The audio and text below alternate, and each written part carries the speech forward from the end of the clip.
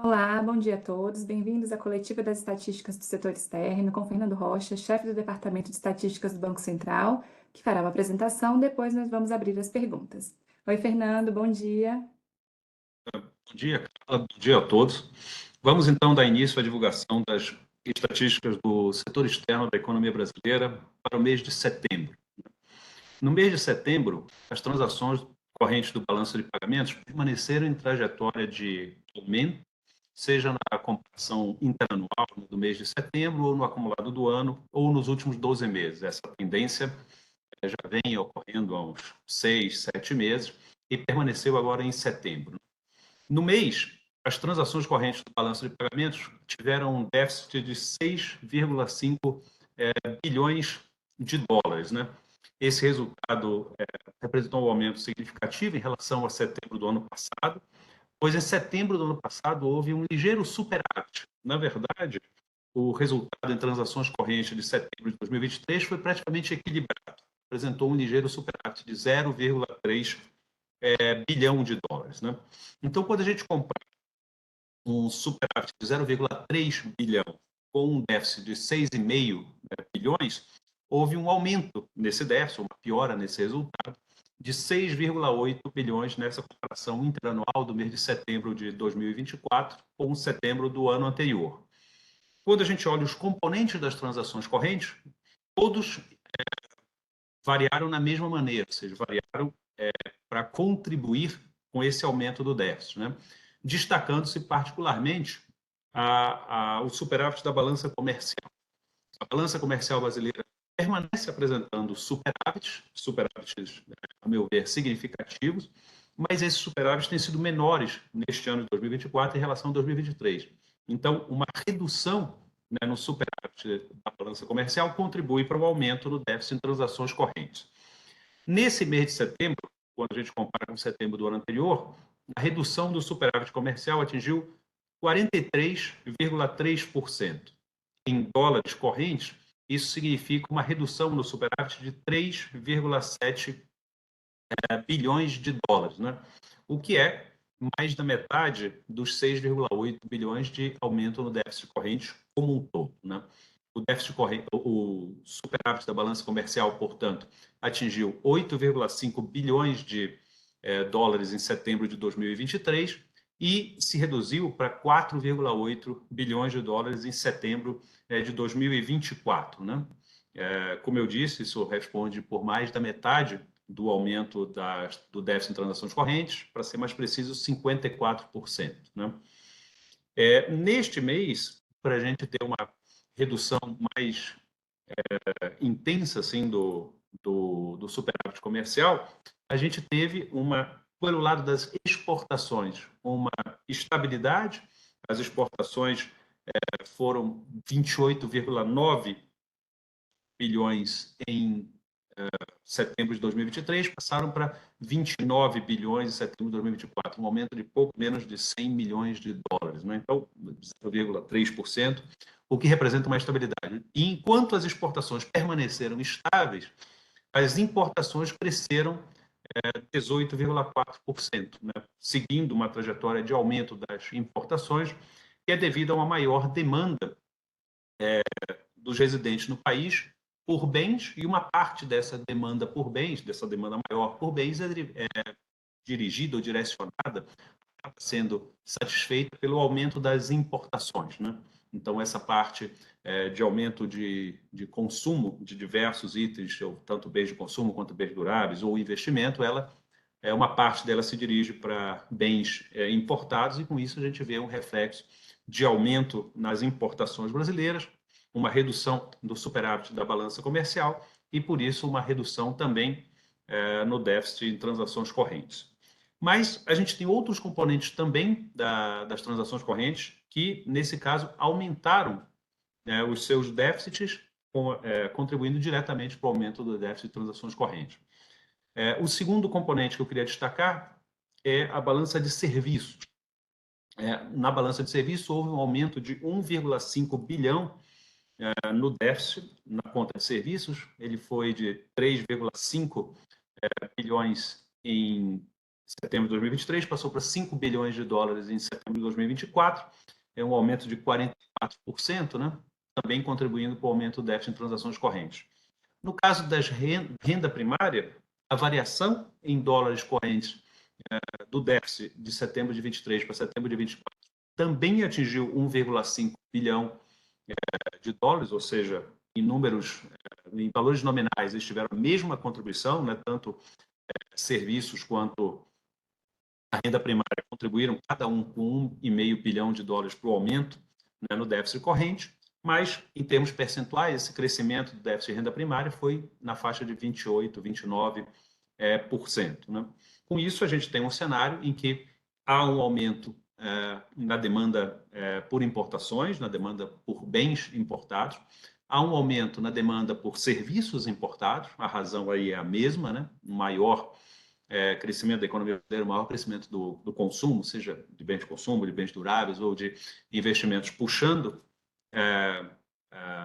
a importação, seja de bens ou de serviços, e no caso das rendas, um crescimento, né, dos lucros obtidos no país por empresas estrangeiras, também em termos macroeconômicos bastante gerais, também tem esses mesmos determinantes. Né?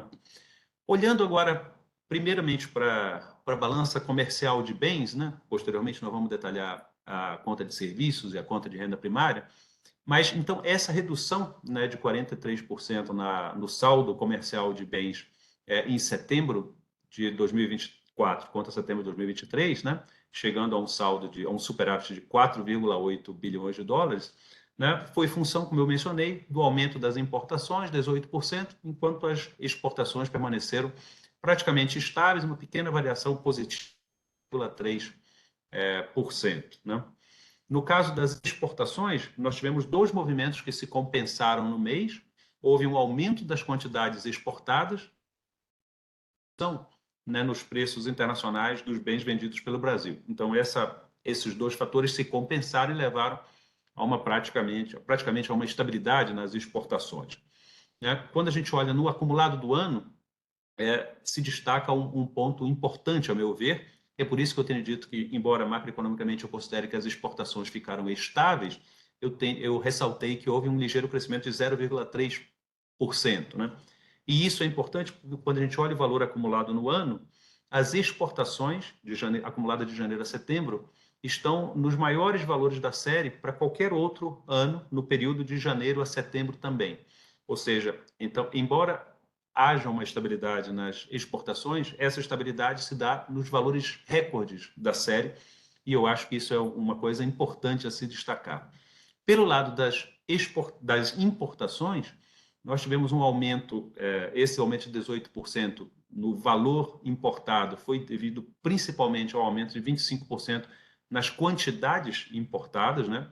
Rapaz, eu estou usando aqui os dados da Secretaria de Comércio Exterior, do Ministério do Desenvolvimento, Indústria, Comércio e Serviços, que são a fonte primária dos dados da balança comercial brasileira. Então, de acordo com essa série da SESEX, né, 25% de aumento na quantidade exportada, que foi, em parte, contrabalançado por uma redução, né, desses preços. Né? E no acumulado do ano, naquela mesma comparação que nós fizemos com as exportações, as importações seguem crescendo e também estão num nível elevado, mas são os segundos maiores valores da série, apenas atrás, né, do ano de 2022. De janeiro a setembro de 2022, as importações acumularam 217 bilhões e agora, de janeiro a setembro de 2024, 205. Não? Se elas continuarem crescendo, possivelmente, nós teremos aí, no final do ano, um valor para 2024 comparável, até eventualmente superior que o de 2022. Não? Então, continuando nesse valor que eu já antecipei de janeiro a setembro, quando a gente volta a olhar o déficit em transações correntes, de janeiro a setembro, o déficit em transações correntes atingiu 37,3 bilhões de dólares. E quando a gente compara com janeiro a setembro do ano passado, janeiro a setembro do ano passado chegou a 13,2 bilhões. Ou seja, o déficit cresceu, né, de 13,2 bilhões de dólares de janeiro a setembro de 23 para 37,3 bilhões no mesmo período, né, de 2024, um aumento em dólares correntes de 24 bilhões de dólares, ou 181% quando a gente mede como percentual do PIB, né? Esse déficit acumulado no ano é o maior, né, desde o início da pandemia. Ele só perde para janeiro a setembro de 2019, né, naquele período pré-pandemia, quando o déficit atingiu 46,3 bilhões, né? Então, com isso, a gente sempre, já faz um tempo que a gente não comenta, mas nas notas para a imprensa, a gente passou bastante tempo comparando com esse período na pandemia, e agora a gente tem esse período aparentemente inteiramente superado, e as comparações se dão, né, já com o pré-pandemia, né? Nesse caso de janeiro a setembro, nós tivemos as mesmas contribuições, ou seja, tanto a balança comercial quanto os serviços, quanto a renda primária, tiveram contribuições para esse aumento no déficit. E, novamente, a balança comercial é quem fez a principal contribuição, né? De janeiro a setembro, o superávit comercial do país se reduziu em 21%, e esse 21% em dólares significa 14 bilhões a menos, né, de superávit comercial, o que dá quase 60% daquele aumento que eu mencionei no déficit corrente, um aumento de 24 bilhões. No caso de serviços, o déficit cresceu no acumulado do ano praticamente 28%, o que equivale a um pouco menos de 8 bilhões de dólares, e a menor das três contribuições veio da renda primária, cujo déficit aumentou bem menos, 3,3%, ou um pouco menos de 2 bilhões de dólares. Mas, de qualquer maneira, as três principais componentes das transações correntes, a variação deles se deu no mesmo sentido, né? Quando a gente fala no déficit acumulado nos últimos 12 meses, o déficit em transações correntes acumulados em 12 meses atingiu 45,8 bilhões de dólares. Isso equivale a 2,1% do PIB, e superou o valor de setembro de 2023, né, que foi 25,3 bilhões, ou 1,2% do PIB. De janeiro, dos 12 meses acumulados até setembro de 23 para setembro de 24, nós tivemos dois movimentos, né? Esse déficit corrente vinha numa trajetória de redução e atingiu seu pico recente em fevereiro de 2024, quando o déficit acumulado em 12 meses chegou a 16,7 bilhões de dólares, ou 0,75% do PIB. Então, essa trajetória de redução foi até fevereiro de 2024, e de lá para cá, nos últimos 7 meses, nós temos tido um aumento, né, no déficit em transações correntes, e além da comparação usual com o setembro de 2024 com setembro de 2023, como se trata de um acumulado em 12 meses, nós também podemos comparar com esse piso recente da série fevereiro de 2024, né? Nos últimos 7 meses, portanto, o déficit em transações correntes passou de 16,7 bilhões de dólares, acumulado até fevereiro, para 45,8 bilhões de dólares, acumulado até setembro, né? Ou seja, quando a gente olha como percentual do PIB, passar de 0,75% do PIB para 2,1% do PIB é um aumento de aproximadamente 1,3 ponto percentual, né?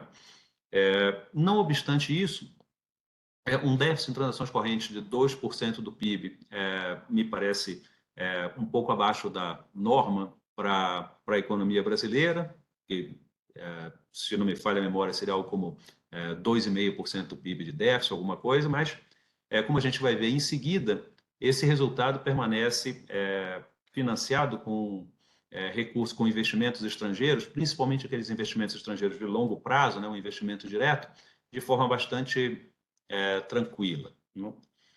Dito isso, né, acho que preciso comentar agora os resultados do investimento direto no país, né? Em setembro, o ingresso líquido de investimento direto no país chegou a 5,2 bilhões de dólares, o valor que é praticamente estável em relação a setembro de 2023, e registrou 5,1 bilhões de dólares. Ou seja, passou de 5,1 para 5,2, um aumento de 1,6%, né? Embora seja esse aumento, tal como eu mencionei no caso das exportações, macroeconomicamente eu acho que se trata de valores estáveis, né? Então, o fluxo de investimento direto no país permaneceu estável em setembro, na comparação com o mesmo mês do ano anterior, em 5,2 bilhões de dólares. Se a gente olhar na série, esse valor, a gente viu, foi mais ou menos estável em relação ao ano passado, um pouquinho acima, mas ele é menor do que o de setembro de 2022, que atingiu 9,2 bilhões.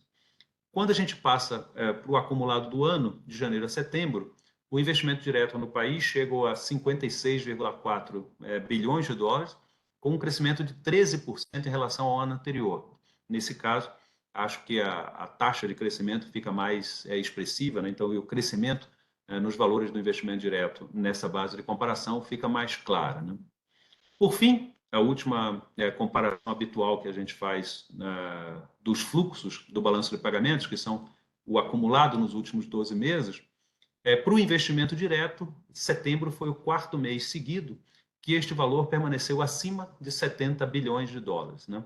No acumulado em 12 meses até setembro, o IDP chegou a 70,7 bilhões, e quando a gente compara com setembro de 2023, esse valor estava em 60,4 bilhões.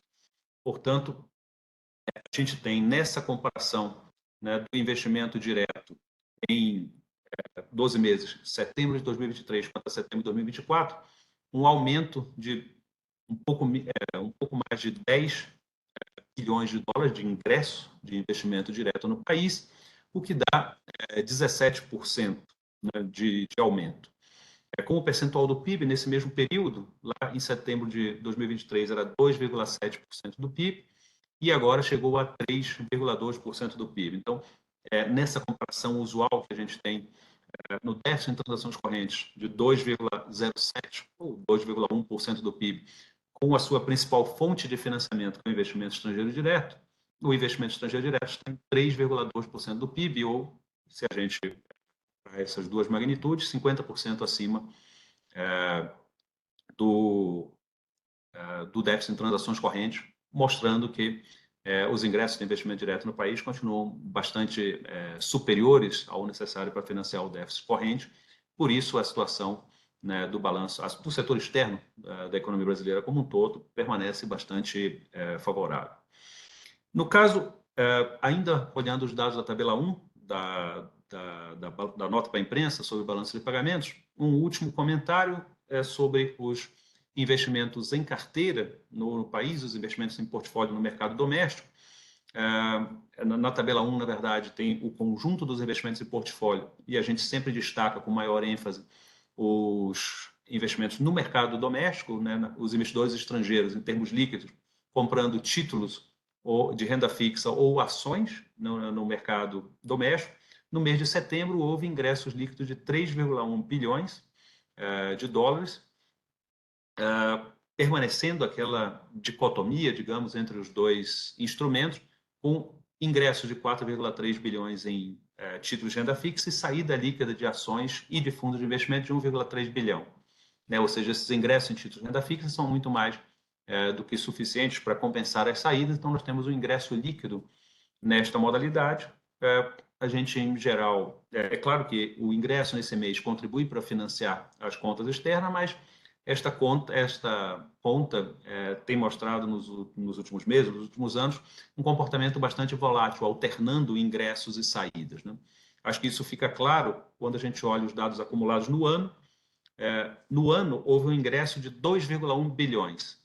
Se apenas no mês de setembro houve um ingresso de 3,1, ou seja, o ingresso do mês de setembro foi superior ao ingresso acumulado no ano, isso significa que de janeiro a agosto havia uma saída líquida, né? Uma saída líquida de 1 bilhão, que com os ingressos de setembro se tornaram ingressos líquidos no acumulado do ano. Então, essa oscilação entre ingressos e saídas tem caracterizado os investimentos em carteiras, né, nos últimos anos.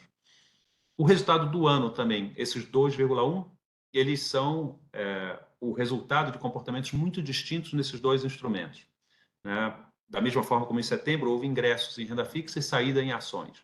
No acumulado do ano, os ingressos em renda fixa somaram 10,7 bilhões, enquanto as saídas em ações e fundos de investimento acumularam 8,6 bilhões. Aí a gente tem, portanto, no balanceamento desses dois fatores, os ingressos líquidos do ano. Por bem, agora eu queria passar para a tabela 3 para dar um pouco mais de detalhes sobre conta de serviços do balanço de pagamentos, e nesse mês de setembro, como nos outros meses da série, tem ampliado o seu déficit, e essa ampliação tem sido disseminada por diversas rubricas, né? Como eu já havia mencionado, o déficit na conta de serviços aumentou 44% na comparação interanual, chegou a 5 bilhões de dólares em setembro de 2024. Né? Esse foi o maior déficit na conta de serviços no mês de setembro desde 2014. Né? Em 2014, esse déficit foi de 5,4 bilhões e agora é de 5 bilhões. No caso, esse déficit teve essa ampliação no déficit teve uma contribuição da redução nas receitas com serviços. As receitas com serviços diminuíram 2,4% e as despesas com serviços aumentaram, cresceram 20,1%. Então, né, a gente, em geral, estava vendo um crescimento nas receitas e um crescimento nas despesas, ou seja, o déficit na conta de serviços se ampliava com um crescimento da corrente de comércio de serviços, tanto nas exportações de serviços quanto nas importações. Neste mês de setembro, pontualmente, houve uma redução de 2,4% nas exportações de serviços, né, que se tornaram as segundas melhores da série para o mês de setembro, enquanto as despesas permaneceram na sua trajetória de expansão e foram as maiores da série para meses de setembro. Né? Só que aquela trajetória de crescimento da corrente de comércio de serviços, ela é verdade para o acumulado no ano, ou seja, mesmo com essa redução ligeira das receitas em setembro, no acumulado do ano se permanece com as receitas de 35,7 bilhões como as maiores da série e as despesas de 72,3 bilhões também igualmente como as maiores da série. Com isso, né, o déficit na conta de serviços para o acumulado de janeiro a setembro somou 36,6 bilhões e também é o maior desde 2014. Lá de janeiro a setembro de 2014 era 42,1 bilhões de dólares. Olhando as principais contas que contribuíram com o aumento no déficit de serviços esse ano, a gente vê uma certa disseminação, né? Com transportes, outros serviços de negócio, telecomunicações, computação e informações, serviços de propriedade intelectual e aluguel de equipamentos, contribuindo para esse aumento no déficit. Né? Quantitativamente, a maior contribuição veio da conta de transportes. O déficit na conta de transportes aumentou quase 50%, né? 49,5% no mês de setembro, na comparação interanual. Esse déficit chegou a 1,5 bilhão de dólares no mês e é explicado pelo aumento, né, das quantidades transportadas, principalmente da parcela de fretes dentro da conta de transportes, que tem tudo a ver com o aumento que nós vimos nas importações de bens. Né? No ano, esse déficit já chega a 10,6 bilhões. Né? Na conta de outros serviços de negócio, essa conta também contribuiu com o aumento no déficit corrente, mas nesse caso houve uma redução, né, do superávit, né? Uma redução do superávit na faixa de 0,3, 0,4, né, bilhão de dólares, disseminado entre as principais transações na conta. Né? Na sequência, a conta de telecomunicações também teve um aumento, aí, tal como o transporte, teve um aumento no seu déficit, um aumento significativo de quase 36%. Esse déficit chegou a 0,8 bilhão e foi puxado pelo crescimento nas despesas, de 10,4%. Né? Então, e assim, foi similar no caso de propriedade intelectual, aluguel de equipamentos. Eu acho que o importante aqui, a mensagem é que a gente tem tido, né, um aumento na conta de serviços que é bastante disseminado, não se concentrando numa única rubrica, mas sim tendo contribuição de diversas modalidades de importação de serviços, né? Tão diferentes quanto frete para transporte de mercadorias, serviços de streaming, aluguel de equipamentos, uso de plataformas de dados, todos esse conjunto de demandas estão presentes na conta de serviço. Passando para a tabela 4, que tem a renda primária, né? A renda primária, composta basicamente por lucros e dividendos e juros, teve um déficit somado de 6,5 bilhões de dólares em setembro, um crescimento de praticamente 29% nessa comparação interanual, desculpe.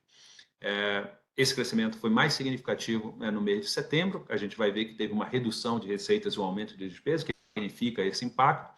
Mas quando a gente olha no acumulado do ano, essa rubrica cresceu 3,3%, ou seja, uma taxa de crescimento bem menor no ano do que nesse mês especificamente. A conta de juros e a conta de lucros e dividendos tiveram comportamentos distintos agora em setembro. O déficit na conta de juros, o déficit líquido, teve uma redução interanual de 3,6% e chegou a 2,1 bilhões. Isso aconteceu porque o crescimento nas receitas com juros foi maior do que o crescimento nas despesas. Nas receitas com juros, nós tivemos um aumento de 18%, quase 18,9%, para ser mais preciso, e essa receita de juros chegou a 0,8 bilhão. Praticamente todos, ou seja, a absoluta maioria desses recursos, são receita de juros da aplicação das reservas internacionais do país. Nesse caso, olhando a trajetória dos juros no mercado internacional, que é uma trajetória de redução nas principais economias, Estados Unidos, Europa, se deve ter uma trajetória de redução nos juros no mercado financeiro internacional nos próximos meses, ao longo do restante desse ano, começo do ano que vem, possivelmente, e é possível que isso afete essa rubrica. Então, a gente não deve esperar a continuidade de receitas de juros com crescimento, como a gente viu no mês de setembro. Por outro lado, as despesas no mês de setembro agora tiveram uma ligeira redução de 1,9%. Isso ajuda a explicar a redução do déficit na conta de juros. No acumulado do ano, esse saldo permanece crescendo, contribuindo para a expansão no déficit em transações correntes. Cresceu 5,2% de janeiro a setembro e chegou a 21,6 bilhões de dólares. No caso dos lucros e dividendos, eu já mencionei, a gente teve um cenário distinto, com despesas líquidas de 4,5 bilhões de dólares em setembro, o que representou um crescimento de 52,4% em relação a setembro de 2023. Da mesma forma que eu comentei na conta de juros, que não se deve esperar para os próximos meses um crescimento mais significativo de receitas, aqui também me parece que não é razoável esperar que as contas de lucros e dividendos permaneça tendo crescimentos interanuais na faixa de 50%. Neste mês especificamente, nós tivemos uma redução na redução de receitas e um aumento nas despesas, de tal forma que ajuda a explicar, magnifica o impacto. Na medida que você reduz as receitas e aumenta as despesas, magnifica o déficit. Só para ilustrar, na receita, nós tivemos uma redução de receitas de 34%, que está em dólares 755 milhões, enquanto nas despesas nós tivemos um aumento um pouco similar, praticamente similar, de 795 bilhões. Então, o aumento no déficit na conta de lucros e dividendos, que chegou a 1,6 bilhão, é basicamente dividido em duas partes iguais, uma parte sendo a redução de receitas, outra parte o aumento de despesas. Quando a gente olha o acumulado do ano, ou seja, esse efeito específico do mês de setembro, ele se dilui nos outros ao longo de 9 meses do ano, nós temos um resultado mais próximo do esperado. Então, as remessas líquidas de lucros e dividendos aumentaram 2,7%, um percentual bem menos significativo, chegaram a 34,3 bilhões de dólares no acumulado do ano, foram a maior despesa líquida para lucros e dividendos nos 9 primeiros meses do ano desde 2012. Lá em 2012 haviam sido 34,3, também tem uma diferença na segunda casa decimal. Ou seja, a gente tem, muito embora o resultado de setembro, apesar do resultado de setembro, uma tendência de crescimento nas remessas líquidas de lucros e dividendos. Essa tendência de crescimento ela é bem menor do que a ocorrida agora no mês de setembro, mas ela mantém os lucros e dividendos em patamares bastante elevados, muito próximos dos maiores da série. Quando a gente olha o acumulado do ano, houve aumento tanto nas receitas, 10,1%, quanto nas despesas, né, 5%, mostrando que há também, se a gente pudesse dizer que há uma corrente de comércio de lucros e dividendos, né, somando receitas e despesas, ambas estavam crescendo, percentualmente até as receitas cresceram mais no período, mas o crescimento em dólares correntes das despesas foi maior. Né? Com isso, nós concluímos a apresentação das transações correntes do balanço de pagamentos do país. Eu queria fazer mais 2 comentários. O primeiro é sobre a conta de capital. Vocês devem recordar que a conta de capital, alguns meses atrás, não era uma conta em que a gente tivesse muitos comentários a fazer durante os coletivos de imprensa, mas agora, a partir de uma reclassificação metodológica feita pelo Fundo Monetário Internacional, escutando o Comitê de Estatística de Balanço de Pagamentos e já preparando a divulgação do novo manual de estatísticas de balanço de pagamentos e posição de investimento internacional, que deve ser divulgado em março do ano que vem, né, houve uma reclassificação das transações entre residentes e não residentes com criptoativos, que saíram da balança comercial, deixaram de ser considerado uma espécie de bens e entraram na conta de capital. Né? Então, na tabela 6 da nota para a imprensa do setor externo, vocês têm, dentro da conta capital, as linhas específicas de criptoativos. As importações líquidas de criptoativos permaneceram elevadas, para 1,4 bilhão de dólares em setembro de 2024. Quando a gente compara com setembro de 2023, isso é um crescimento de 40%, né? Elas eram menos do que 1 bilhão de dólares em setembro do ano passado. Mas quando a gente compara com o mês passado, houve uma ligeira redução. Né? Em agosto, esse valor chegou a 1,5 bilhão, agora ficou um pouco menos de 1,4. Né? Se a gente fizer a conta em percentual, dá uma redução de 10%. Né? A gente consegue fazer, no caso dos criptoativos, a comparação com o mês anterior, porque a gente não tem nenhuma indicação de que haja alguma sazonalidade nesses fluxos. Né?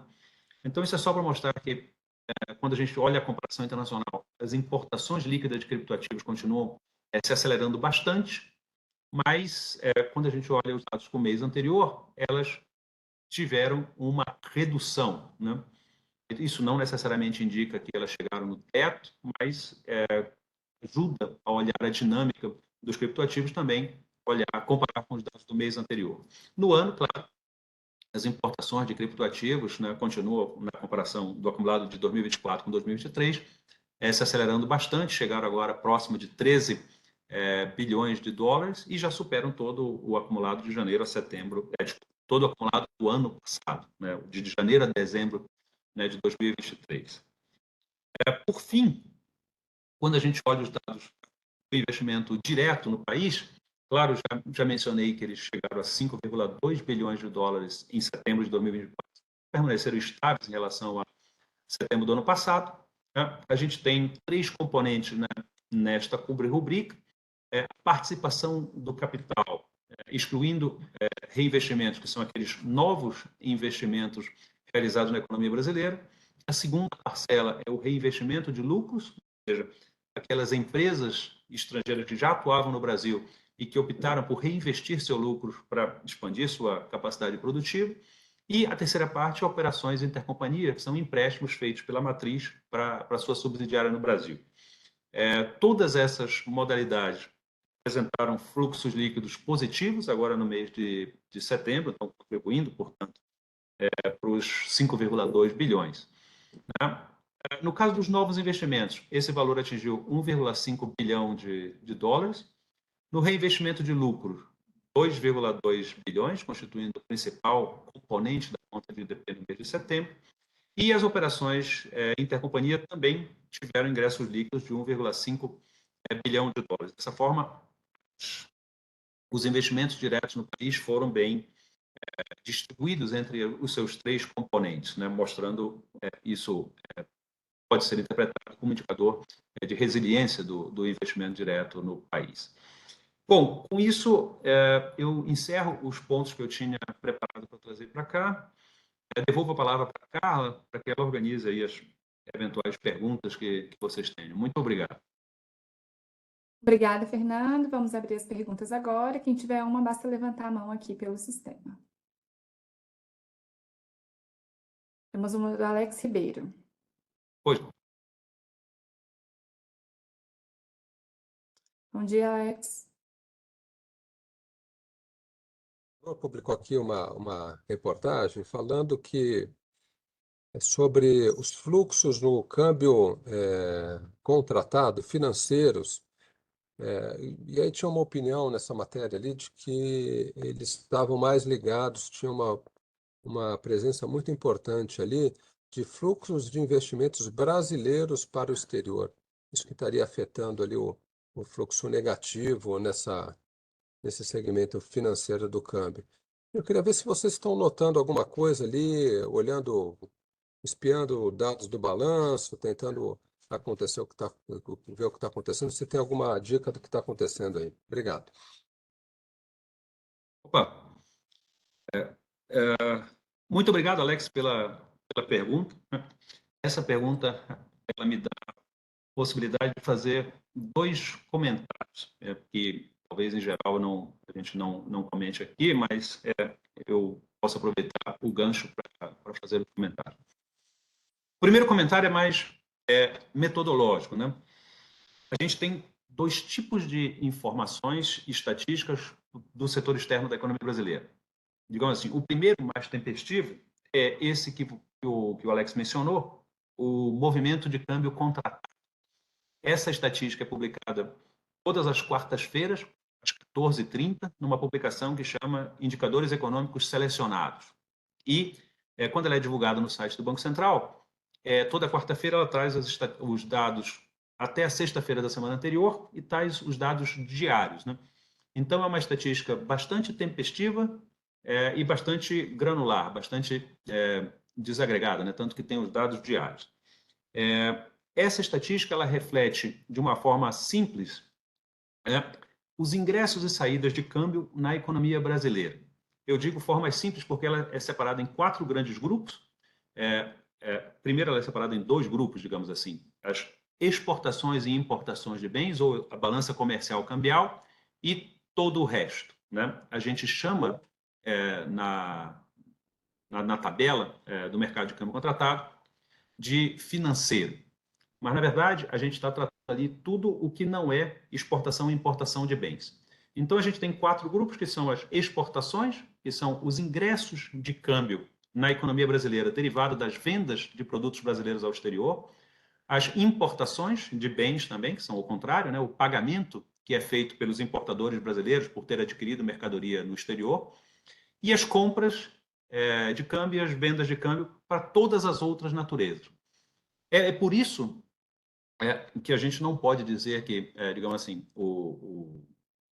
as saídas é só investidor estrangeiro vendendo, sei lá, papéis ou ativos domésticos indo para o exterior, nem que os ingressos sejam apenas investidores estrangeiros investindo no Brasil. A interpretação metodologicamente correta dessa tabela das compras e vendas financeiras no mercado de câmbio contratado é que você tem nas compras todas as necessidades de dólares para pagar serviços de dívida, por exemplo, ou pagar ou remeter lucros ou fazer investimentos no exterior. Então, tem tanto capitais brasileiros quanto capitais estrangeiros nos dois lados, tanto nas compras, que aí seriam investidores estrangeiros entrando no Brasil ou capitais brasileiros retornando ao país. Isso é, digamos assim, as vendas, né, de câmbio, ou as compras quando você precisa tanto repatriar, digamos assim, investimentos estrangeiros, quanto trazer investimentos brasileiros. A pergunta do Alex se baseia nisso. O que tem dentro daquela compra e venda financeira? Exatamente por essa razão, na tabela 17 da nota para a imprensa, a gente tem uma abertura deste câmbio contratado desse câmbio financeiro, né, de compras e vendas, em 4 rubricas. A gente pega aquelas compras, aquelas vendas financeiras e o valor líquido delas separa em 4 partes. A primeira parte é serviços. Então, a conta de serviço constantemente deficitária, então a gente separa dentro disso o que é serviço. A gente separa também as demais rendas, renda primária, renda secundária, em valores líquidos, elas também são deficitárias. Então, com essa tabela 17, você já pode ver que dentro daquele mercado de câmbio contratado, uma parte do déficit na conta financeira é derivada de serviços e rendas, que são componentes das transações correntes, né? Não é propriamente uma transação financeira no sentido que a gente chama de conta financeira do balanço de pagamentos. E o restante disso a gente separa entre capitais brasileiros e capitais estrangeiros. Se você olhar o sentido dessas contas, o que a gente deveria dizer? Que os capitais estrangeiros, eles investem no país. Então, a gente deveria ter um ponto positivo, um valor positivo ali. O que seria esse valor positivo? Investimentos diretos no país, investimentos em carteira, por exemplo. E os capitais brasileiros, né, eles podem aparecer um valor negativo exatamente, digamos assim, porque eles são o inverso. Quando o investidor brasileiro vai investir no exterior, isso significa uma saída no mercado de câmbio doméstico, né? Então, você pega qualquer uma das empresas brasileiras que tem investimentos no exterior, para realizar esse investimento via mercado de câmbio, ele precisa comprar dólares no sistema bancário brasileiro e enviar esses dólares para a sua subsidiária para fazer investimento. Então, me parece normal que os capitais estrangeiros ingressem no Brasil, tenham valores positivos, e os capitais brasileiros saiam do Brasil nesse sentido de realizar investimentos no exterior. Isso seria, digamos assim, o esperado da conta. Então, é até aí que os dados do mercado de câmbio contratado permitem ir quando a gente olha os dados dessa tabela 17, que está na nota para a imprensa. O que o Alex está querendo saber, além disso, eu tenho por essa informação da tabela 17 que os capitais brasileiros têm sinal negativo. Se você olhar os anos dessa tabela de 2012 até 2022, por exemplo, que são os anos fechados, ou 2023 também anos fechados, todas elas têm um sinal de menos na frente, são negativos. Só 2011 que foi um valor positivo. E se você olhar os meses de 2024, também tem valores negativos. Mas o que o Alex quer saber disso tudo bem, além dessas empresas brasileiras que estão investindo no exterior, eu tenho indicações de capitais brasileiros que estão saindo por alguma outra razão, né? Aí entra a segunda parte da resposta, que é propriamente os dados do balanço de pagamentos. Os dados do balanço de pagamentos se relacionam, digamos assim, com os dados do movimento de câmbio contratado, mas eles não são idênticos. A primeira diferença óbvia, né, é assim, o mercado de câmbio brasileiro, desde sempre, tem dois eventos principais. O dia em que o cliente vai ao banco e contrata a operação de câmbio, ele já diz qual que é a finalidade da operação, qual que é o valor da operação, ele define a taxa de câmbio, diz quem é o seu parceiro no exterior com que ele tem esse relacionamento e uma série de outras características. Mas não necessariamente o dinheiro ingressa no país ou vai para o exterior neste dia. A data do efetivo ingresso ou saída do dinheiro do Brasil, do câmbio, é na liquidação do câmbio. Então, o mercado de câmbio brasileiro tem o momento da contratação e o momento da liquidação. Esse valor pode ocorrer no mesmo dia, ou pode ocorrer em D+2, que é uma praxe do mercado brasileiro, 2 dias após a contratação. Ou pode decorrer 90 dias depois, 180 dias depois, tanto faz, são dois momentos distintos. O movimento de câmbio contratado usa a contratação de câmbio e o balanço de pagamentos usa a liquidação de câmbio. Essa é uma diferença muito importante, porque pode explicar que as mesmas transações sejam captadas em momentos diferentes nas duas estatísticas. A outra diferença é que no balanço de pagamento, o balanço de pagamentos não está restringido a transações cambiais. O balanço de pagamentos brasileiro, como uma estatística macroeconômica, ele deve pegar todas as transações entre residentes e não residentes. Sejam elas liquidadas pelo mercado de câmbio, sejam elas liquidadas sem transferência de recursos financeiros, ou que elas sejam liquidadas diretamente no exterior. Ou ainda existem transações, digamos assim, estimadas ou imputadas que não têm fluxos efetivos, como é o caso do reinvestimento de lucros no investimento direto. Então, aí, para olhar essa pergunta que o Alex pediu, é mais difícil fazer bater os dados, né, que eu vou mostrar agora, que estão na tabela 9, com os dados do mercado de câmbio brasileiro que você viu na tabela 17, mas tem que se comparar essas duas coisas. Os investimentos brasileiros no exterior, ele metodologicamente pode se ter de 3 formas, né? Os investimentos diretos, que são aqueles casos em que residentes no Brasil, seja pessoas físicas ou empresas, têm empresas no exterior e mandam esses recursos para capitalizar as suas empresas no exterior, né? Isso, se esses recursos forem para o mercado de câmbio, vai ser uma saída. Esses dados de investimento direto no exterior estão na tabela 7. Na tabela 9, a gente tem a segunda modalidade, que são os investimentos em carteira, ativos, né?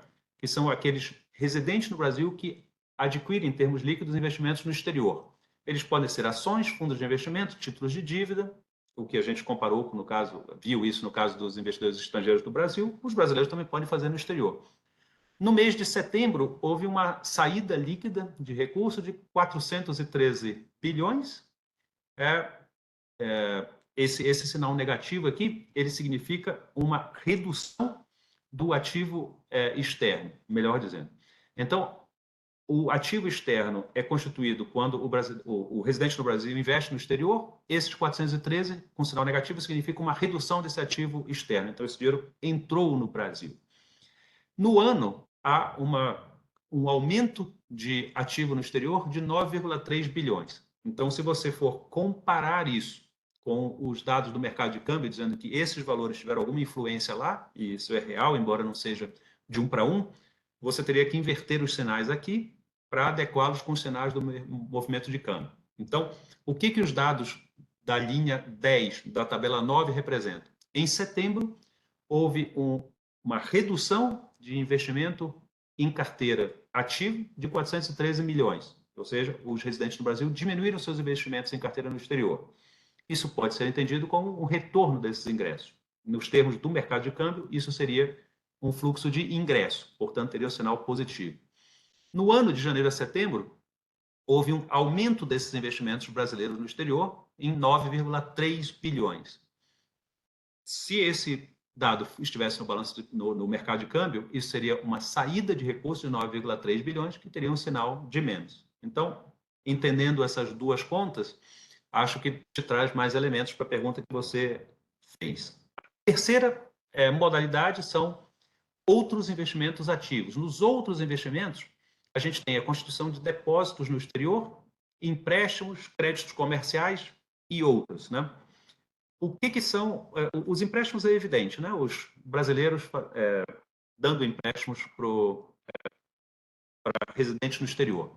Moedas e depósitos têm uma especificidade aqui em bancos e outros setores. No caso de bancos, essa conta de moeda e depósitos, ela é uma das contrapartidas de todos os lançamentos no balanço de pagamentos, né? Então, assim, como o nosso regime cambial é livre, quando uma empresa vai a um banco para comprar dólares para pagar sua importação, o banco fornece dólares para a empresa. E a maneira do banco fornecer os dólares para a empresa é diminuir o seu caixa em dólar. Então, a gente lança uma importação no balanço de pagamentos, né? E lança um retorno uma redução daqueles valores que o banco tem em dólar. Então, essa conta que está na tabela 11, na linha 13, em bancos, ela é uma contrapartida do conjunto de transações do balanço de pagamentos. Então, para responder a sua pergunta, eu sugeriria não olhar essa conta. Nos demais setores, aí sim são empresas ou pessoas, né, ampliando ou reduzindo os seus depósitos no exterior com aquela mesma regra de sinais. Um sinal de menos aqui significa que eles estão reduzindo os seus depósitos no exterior, então estão trazendo os recursos para o Brasil. É o que aconteceu tanto no mês de setembro quanto no acumulado no ano. Então, acho que essas são as principais modalidades de investimento dos residentes no Brasil no exterior e, de uma forma sumária, a sua relação com o movimento de câmbio contratado. Ver aí se está claro ou se teve muita coisa, se a gente você precisa, sei lá, uma explicação adicional. Você.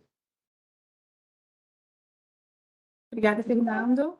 Sem mais perguntas por enquanto, deixa eu aguardar mais um pouquinho para ver se surge alguma. Ah, Alex, tem mais uma dúvida. Isso. Falou comigo?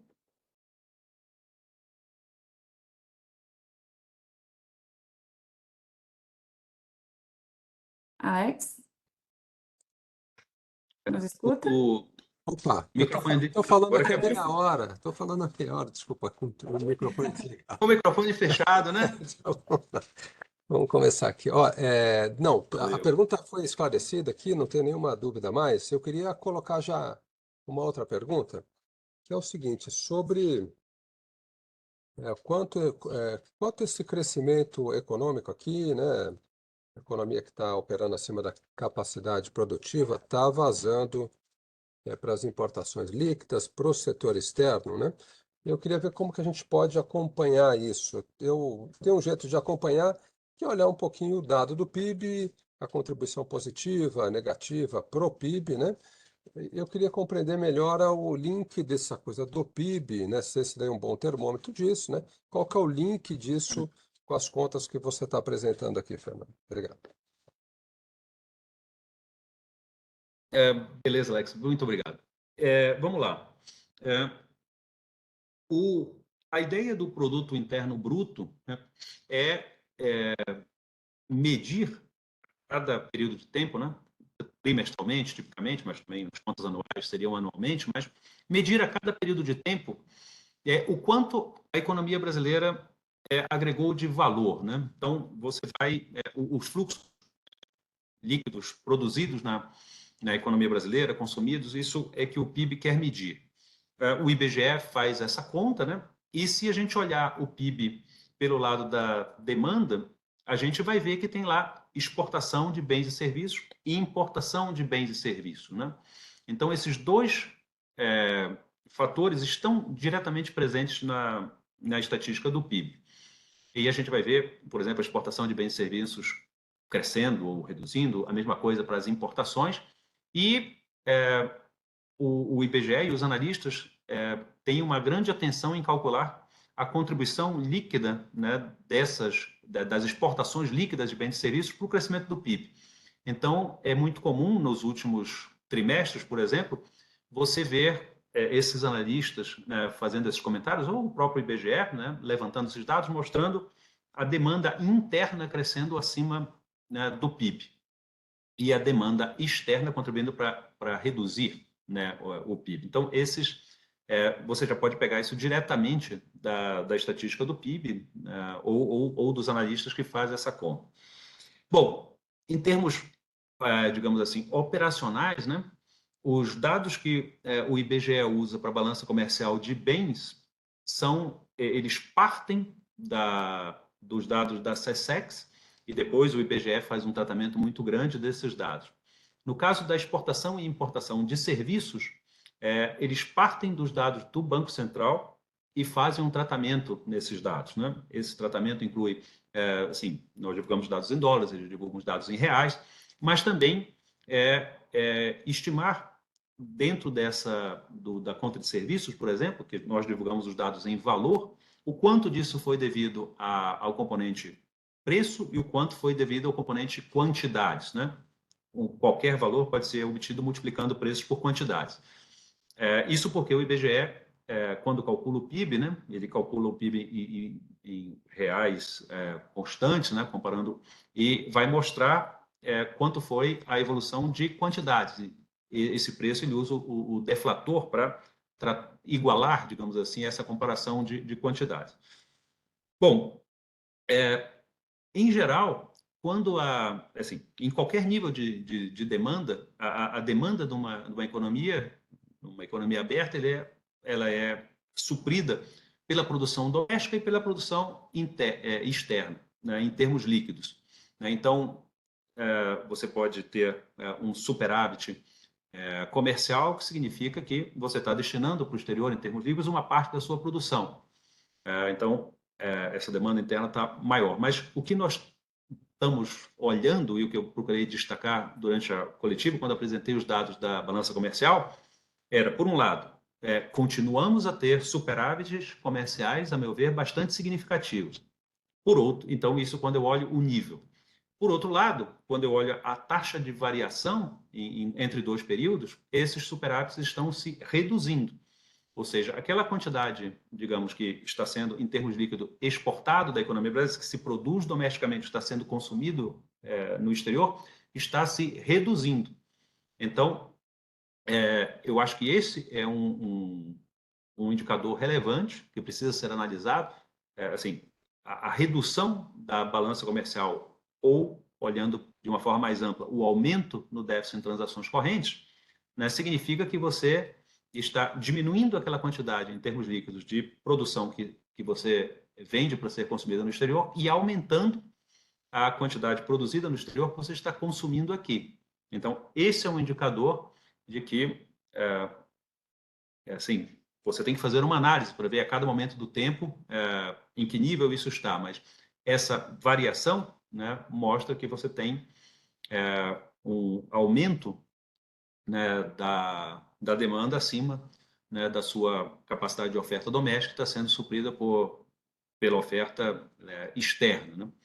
De novo, o importante aqui tanto o nível quanto a variação, e essa análise, esse foco, quanto você fala na variação, que é o que está acontecendo ao longo deste ano, por exemplo, a gente vê isso, um aumento nas transações, no déficit em transações correntes, derivados da redução do superávit comercial e do aumento dos demais componentes das transações correntes, que são o déficit na conta de serviços, o déficit na conta de renda primária. Carla. Mais uma pergunta do Alex, Fernando. Entendi. Eu só fiquei na dúvida por que a renda primária entra aí, né? Se o PIB é bens e serviços produzidos, a renda primária, qual que é a lógica dela entrar nisso? Não, o que acontece é o seguinte, naquela conta da renda, naquela conta do PIB pela oferta da demanda, você tem exportação e importação de bens e serviços. Né? Quando você vai para as contas nacionais de forma mais ampla, você tem um item das contas nacionais que é, digamos assim, o equivalente das transações correntes. Né? Então, eu vou me lembrar do nome disso daqui, em algum momento, talvez. Mas você tem um item na tabela, enfim. As contas nacionais são um conjunto amplo de informações, né, que na parte das transações você tem, o PIB é o principal indicador, né, mas as contas nacionais têm uma série de outros indicadores, entre eles um que é, digamos assim, o equivalente às transações correntes, que tem a função de fechar um equilíbrio entre demanda e oferta. Ela não é exatamente igual às transações correntes, porque tem alguns outros itens imputados, mas ambos se relacionam. Então, esse fato de você ter rendas indo para o exterior também impacta esse componente. Mas, olhando para o PIB, o que você tem que dar o foco, você tem toda a razão, são exportações de bens, exportações líquidas de bens e serviços.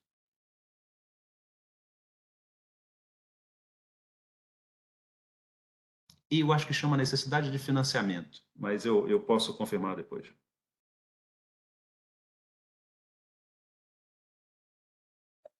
Carla, com Obrigada, você. Fernando. Acho que agora não temos mais perguntas. Quer acrescentar algo mais? Sobre a nota para a imprensa do setor externo, não. Eu queria só convidar vocês para amanhã, às 10h30 da manhã, a coletiva de imprensa com os dados de setembro das estatísticas de crédito. E só comentar com vocês já viram uma nota à imprensa divulgada pelo Banco Central hoje.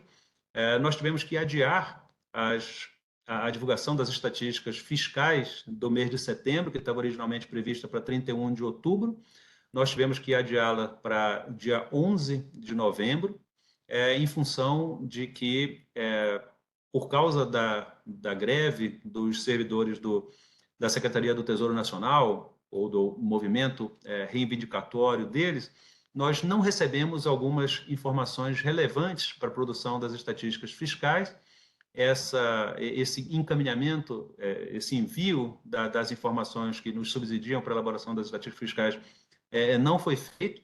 A gente espera que ele ocorra até o final da semana, né? E ocorrendo até o final da semana, nós temos que, enfim, trabalhar nisso a semana que vem para divulgar a estatística a estatística fiscal no dia 11 de novembro. Então, eu sei que isso já foi comunicado, mas só para lembrar, então, amanhã, às 10h30, a divulgação das estatísticas de crédito e aquelas estatísticas fiscais que eram para ser divulgadas no dia 31 de outubro serão feitas no dia 11 de novembro. É isso. Muito obrigado. Bom dia a todos. Obrigada, Fernando. Bom dia a todos.